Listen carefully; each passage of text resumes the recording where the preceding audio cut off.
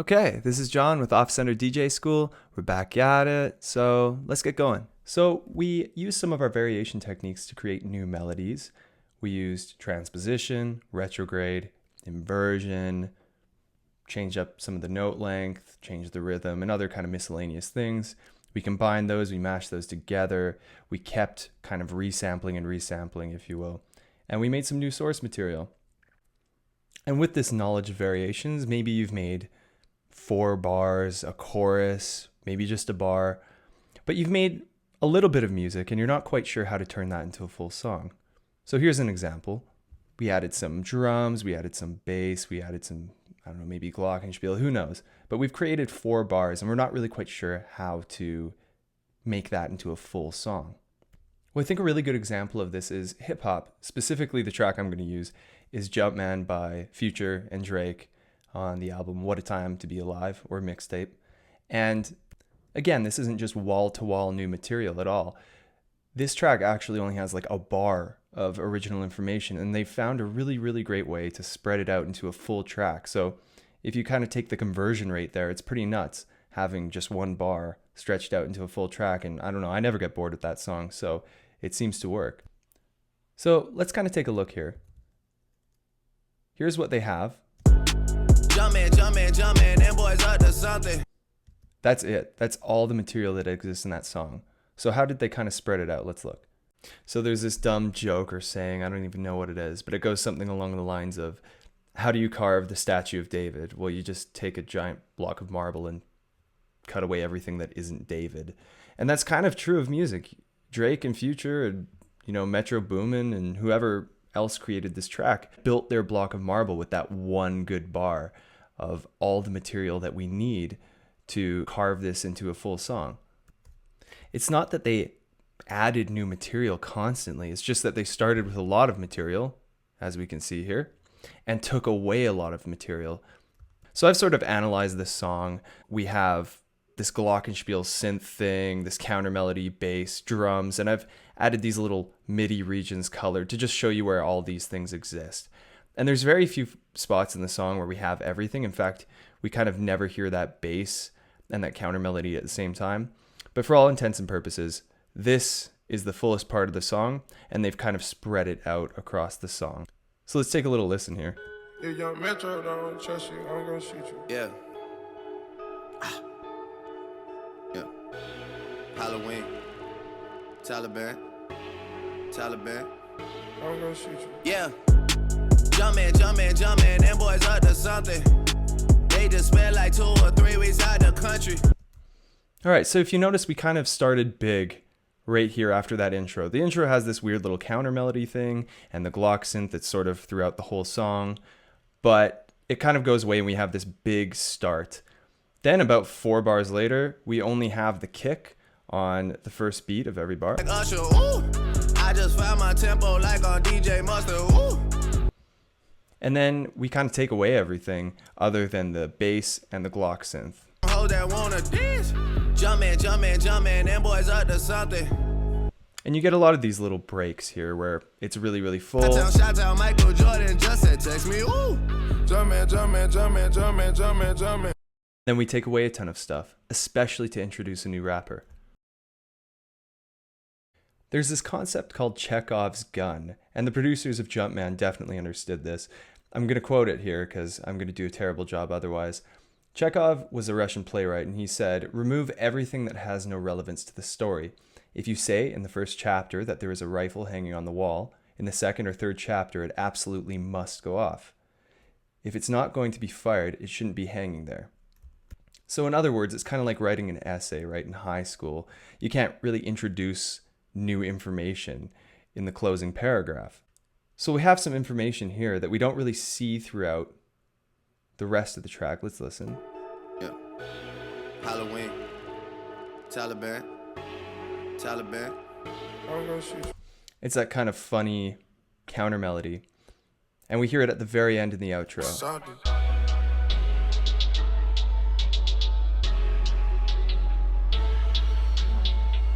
If we were to just add that melody at the end and we didn't have it in the beginning, it would be like that essay example. It would just kind of come out of nowhere and we'd be like, why is that in the concluding paragraph? And vice versa. You know, if we only had it at the beginning and we never saw it again, it's like, why was it even there? And another artist that really understands this is Big Sean.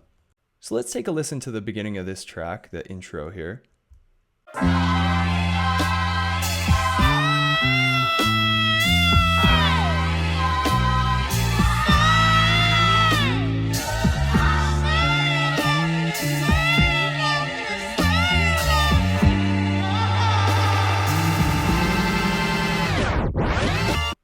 And for the rest of the track, it seems like that's never coming back, that little thing in the intro.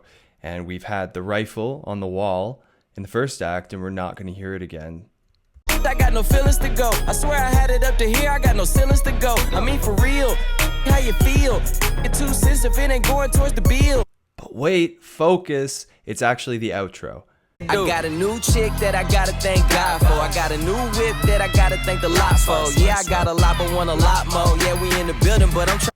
It was a clue to what's going to be in the outro, and it kind of ties up nicely in this kind of circular thing. So let's try this out for ourselves, because everybody's favorite music is the music that the tutorial guy makes. I made up a track really quickly, and please judge me very harshly for it. Here we go.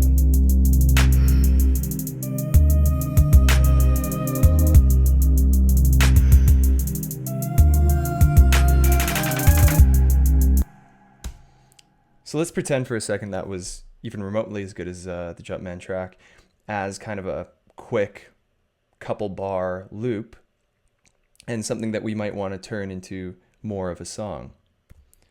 Well, let's use that David analogy again and basically take this whole thing and duplicate it many, many, many times over.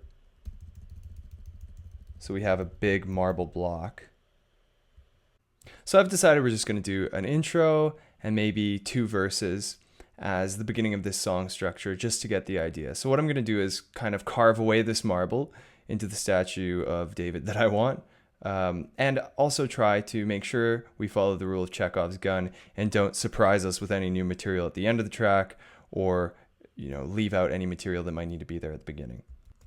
So what I like to do as well is split up my drum tracks, just so I don't have all my drums on the same track. So it's really, really easy to do this thing. So I'm going to take out all the kicks for the intro, just as an example, and probably leave the hi-hats out for the beginning of the intro. I'll take the bass out at the beginning of the intro, and I'm just messing around here. Like, there's no science to what I'm doing, just trying it out. And I'll take away kind of all the vocal stuff, maybe before we kick in. And yeah, I'll take out that bass as well. We'll see what happens. Let's see how this sounds.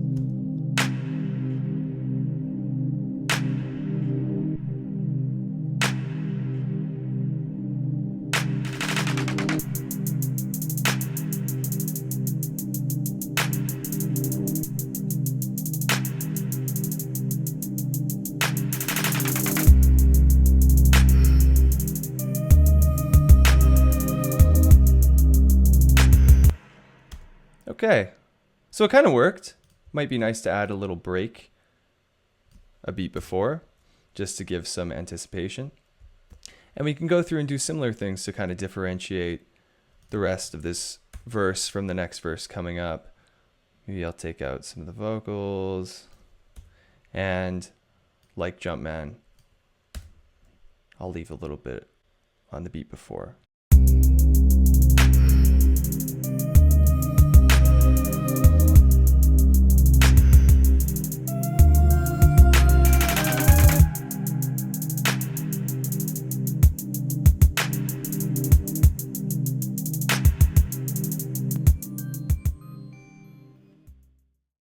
One thing I also like to do is make sure that I'm not just working in these big 4 or 8 or 16 bar chunks. So if you see right here, it's kind of predictable, right? Like we have 4 bars and then something new happens, and then on kind of the 9th bar, another new thing happens. And I kind of want to make these boundaries less obvious and add a little anticipation or delay. So I might, just before the 5th bar, add a little bit of hi-hat just to anticipate what's coming. I might here leave them out for a little bit There we go. Maybe I'll add some anticipation with this bass here and sort of this break, and just make sure it's not so blocky. So let's hear what this sounds like just starting over here.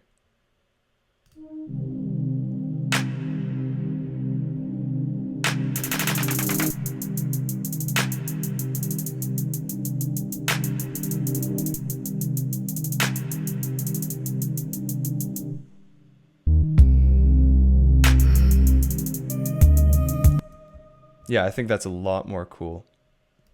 It makes the music feel a lot more human and a lot more played rather than just programmed in these neat cells of 4, 8, and 16. So now I've gone through and chipped away my marble into the shape that I want. Hardly if ever do I have a place where we have everything playing at the same time. I think there's like one here. It's very teasing and it conserves the best parts of the song. It doesn't give it all away at once. And we kind of follow the Chekhov rule too.